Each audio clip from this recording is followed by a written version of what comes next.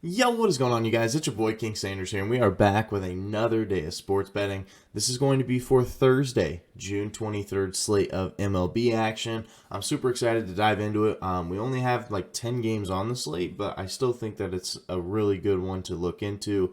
We pretty much have baseball going on from 11, I think it's like 11:30 Central Time all the way through the rest of the night. So I'm really excited to dive into it, be able to watch some baseball today. But without any further ado, let's go ahead and dive into it. Before we do that, I did just want to go ahead and say that we are still currently on the road to 7,000 subscribers. So if you guys are new, make sure you guys do like, comment, subscribe, and turn on that notification bell so you guys know whenever I post. Next, I did just want to go ahead and give a quick shout out here to all of our members here on the channel. Thank you guys so much for everything that you guys do. And thank you guys so much for giving me such a small channel, such a big chance, as I always say. Truly does mean so much to me, more than you guys will ever know. So without any further ado, let's go ahead and dive into it. We'll do a quick recap as of yesterday. We got a sweep. We ended up going 2-0 on the day. We did have the Orioles plus or minus 1.5. I accidentally wrote it in my notes as plus 1.5, so that's the reason during the video that I said plus 1.5. But I don't know why I said that, because obviously the Orioles were favored yesterday.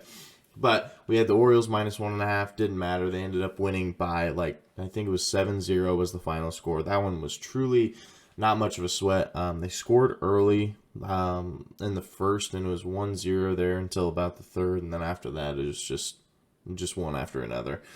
And then we did also have the Astros and the Mets under 8.5 runs.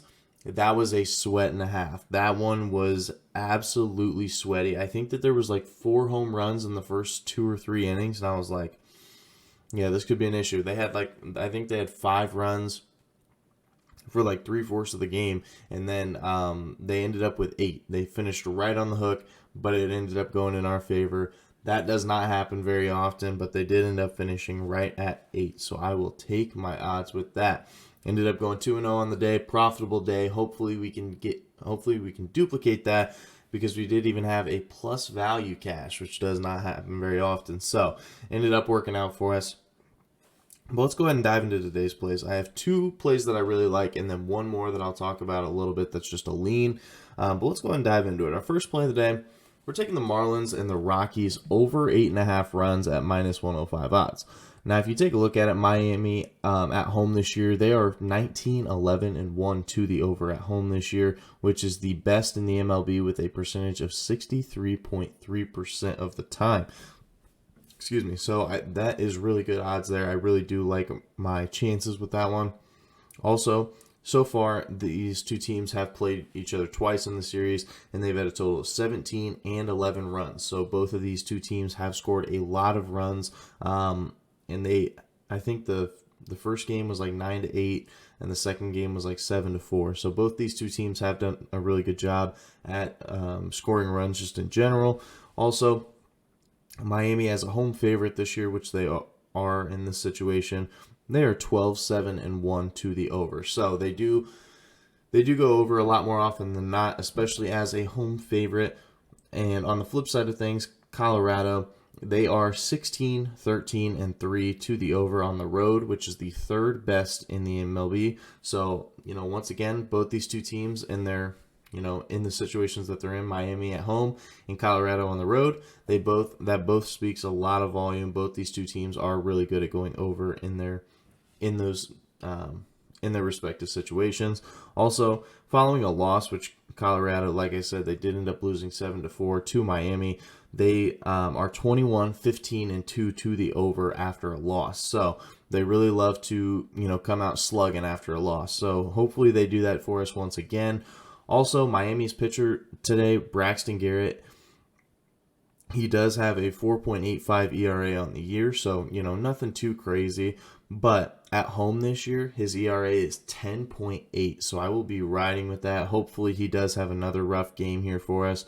And then also on the flip side of things, Kyle Freeland is going to be pitching for the Rockies, and he's definitely not a bad pitcher by any stretch of the imagination, but he does have a 4.46 ERA on the year. So as long as he does get right around that average, I do think that we can hit this bet today. So that's going to be our first play of the day. Marlins and Rockies over 8.5 runs at minus 105 odds. Now for our second play of the day, we're going to be taking the Mariners money line here versus the Athletics at minus 135 odds. Now this, I'm really sorry, but this one is just, I think that it's a little bit too good a value for the Mariners here at minus 135 odds. This should be a little bit higher in my opinion. Hopefully it ends up working out for us. But the Athletics are the worst team in the MLB at home this year. They are 8-27 at home this year. They are really, really bad at home. And following a loss, which they did just have versus this Mariners team, they lost 9-0. So it wasn't even like they, put up a fight or anything. They literally lost 9-0. And following a loss, they are 17-29. So I think that we do see a little bit of value here. Also, as a home underdog this year, which they are in this situation, obviously, they are 5-20. So the A's are definitely just a really good team to target at home. We'll probably be seeing that bet very, very frequently here on the channel. But, it's a moneymaker. It's a moneymaker. So Seattle, on the flip side of things, they haven't necessarily been fantastic on the road. They are just 16-21 on the road this year. But I still think that that's good enough, especially when they are playing the worst team at home in the MLB.